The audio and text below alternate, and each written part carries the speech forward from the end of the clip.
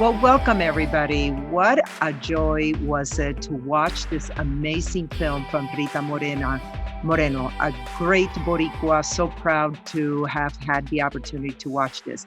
And now I am actually joined by the director of the film, just a girl who decided to go for it.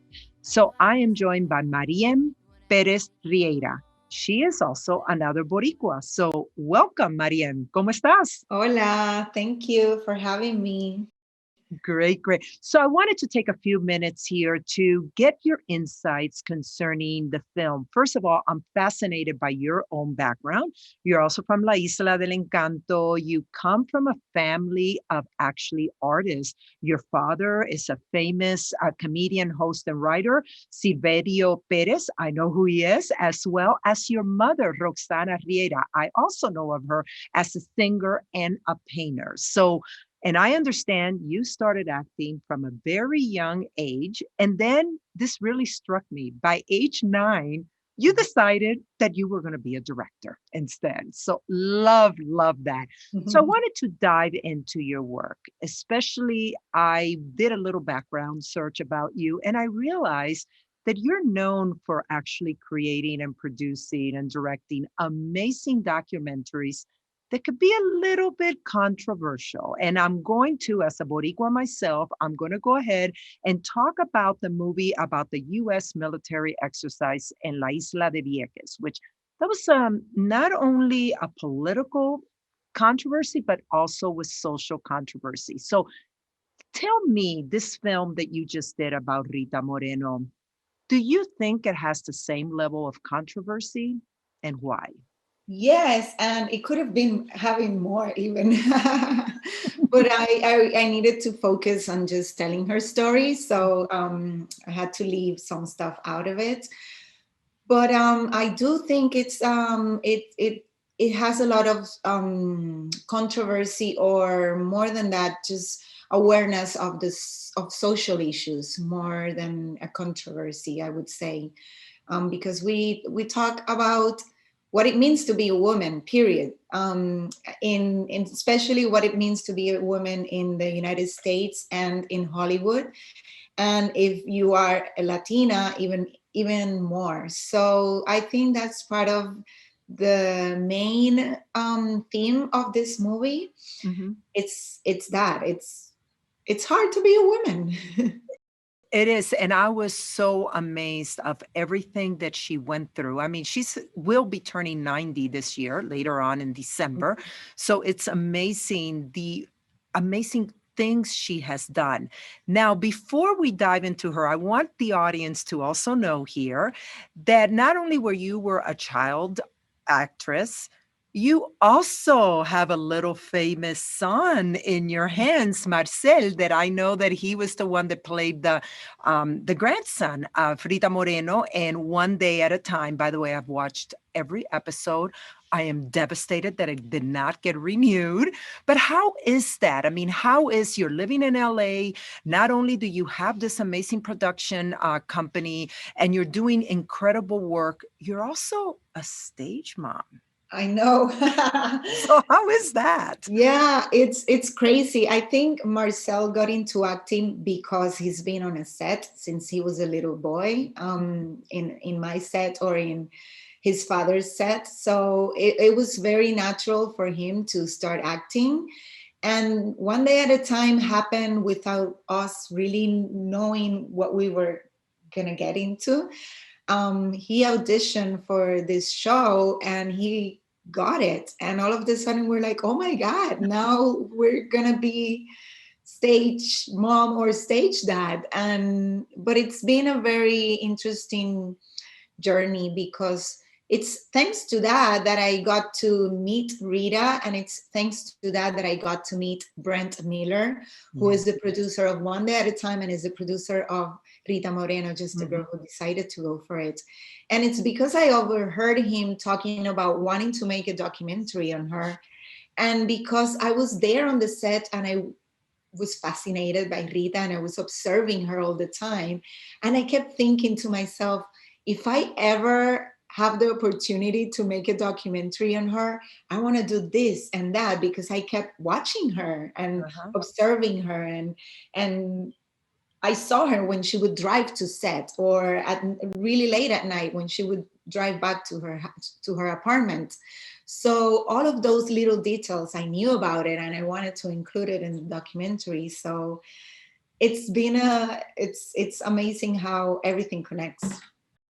Well, I would say that even the title of the documentary you just did on Rita Moreno goes for you. You were that girl that decided to go for it. As a stage mom sitting out there, you were like, let me approach her. So congratulations for doing that. So let's get into this Rita Moreno life, which for me, first of all, I was shocked because I really love Rita Moreno. So I have watched almost everything about Rita Moreno, but first of all, I did not know that she and Brandon, Marla Brandon were an item. Okay. Also, I did not know what happened between both of them and the decision that she had to do as a woman in order to continue her career and not wanting to be a mother at that time. And I was also like shocked how she was treated. Like no matter the accent she used, people would say, well, then you're the Russian or you're the Polynesian Indian or you whoever you are. So tell me, how was it having to go through that and interviewing incredible people like Eva Longoria, Morgan Freeman, and having to go through these discussions with them and realizing, oh my God, finding out this information that I didn't think was available. And I was a Rita Moreno fan. Yes, when I started researching on her, that's when I started reading more about that, and I read her book a couple of times. Mhm. But it wasn't until I sat with her and I interviewed her the first time, Mhm. that's when I realized, wait, this documentary has to be more than just about her life, but about her life as a woman. And that's why I switch a little bit the focus of the documentary into that, because it's amazing how many hardships she had and how she decided to continue going for it. And I think the fact that she talks so much about therapy and the importance of that, I think that's very important. And I'm glad that she talked about it, and she actually became my therapist. Every time I would interview her, I was like, Rita, but what about this about me? So it's very to me it's very inspiring to know that she is very open about talking about those topics, about therapy, especially in a time when that was a taboo. And I think that's what makes her such an amazing woman, because she's very self-aware, and she's always been wanting to get better and being able to recognize her weakness and still be a strong woman. You know, it's interesting because, you were profiling an icon, but then you realized that she was just like one of us, going Exactly. through all the experiences she went through. I also were very like impressed when she talked about therapy and how normal it was. It was like, oh, I'm going to go out with my girlfriend. So it's like for me, and especially now that we have lived this pandemic, we continue living the pandemic, and so much mental health has been a part of our lives, even though if we want to accept it or not. So I appreciate that from Enrita. So I actually went ahead, a little nerd that I am here. I watched the documentary and I was like taking notes. And there's some lines that she said throughout the documentary that I want to bring them up to you and Mhm. tell me if there's something else that we should know about these lines. And if you don't mind, the first line that I still remember is the aspect that she admitted that she had stage fright, even at this age, even being the famous person that she is and everything. And she alluded to it as the curse of Rosita. Tell me about that. Even at the end, that visual of the Rosita muñeca de se va y de pronto, like that for me really struck. So tell me about that. What did you learn from her about that curse of Rosita? That's her, that's the little girl that she has inside of her. That's her fears, that's her insecurities. And we all have that, and we all have that, those experiences that changed us in a way for better or for worse. Mm-hmm. But it's because of her being able to recognize her, thanks to her therapy, that she's able to see when that little girl or those insecurities are arriving or are bursting in her, and she's able to say, wait, no, Mm-hmm. I have this under control. So I learned a lot from that and myself, and I think I'm a better person this year because everything I learned from the experience of interviewing Rita and doing therapy myself after she told me you have to do that. that that's a great. Another one that really struck me was at towards the beginning of the documentary when she was sharing being, at an industry party and everything that was going on, and she was a young, gorgeous actress, and trying to make it. And when she said, Mexican gardeners saved her, and what she said was, "Those were the first gentlemen I had seen all day." As a woman, as a mother of a daughter, struck me. What did you think when you heard those words come out of her mouth? I was also thinking at that moment that line was important to include because we always think, or it's always seen as the Latinos or being the rapers or the bad people, Mhm. and in this case was totally the opposite. So to me, it was important to show no, those Mexicans were the only men that were doing the correct thing, and most of the men that were there in that Hollywood party, the producers, the white men, were the ones who weren't respecting her. So to me, that's important as a Puerto Rican, as part of the Latinx community, to show that, because it's important to support each other and to show that no, we're not those people that they're always trying to stamp us with that idea. We're not those people. Yeah, that another line that was the proving your worth is exhausting. And I always felt when she said that line, I visualized her being like on a treadmill, like total incline and going for it. And if she will never get anywhere. So what came to mind when she said that to you? So, because when you make a documentary, you have to always try to relate to the experiences in order to make it your own as well, because that's where the passion translate. That resonated with me a lot. It's even making this documentary, but trying to work in Hollywood, it's always like that. You have to prove all the time that you're capable. You're always having to explain that your ideas are good, that it doesn't matter that I have an accent, but what I'm trying to portray in visually, it's a good idea. So it's exhausting to always trying to prove that you can do it. It's very Yeah, exhausting, and it was for her, and it's been for me. So I can't even imagine how hard it was for her. I imagine. And then one last line that being a Puerto Rican, it hit me as well when she said, wear your nationality as a flag. And us Puerto Ricanos, I'm amazed that I do not have a flag with me, that I should whip it out right now and wave it. But that's very much like, what happened at the Super Bowl a year ago when the performer J-Lo brought out the flag, how it hit all the Puerto Ricans around the world. And when she said that, wear your nationality as a flag, and she was carrying her young daughter when she said that, I got tears in my eyes. I got chills.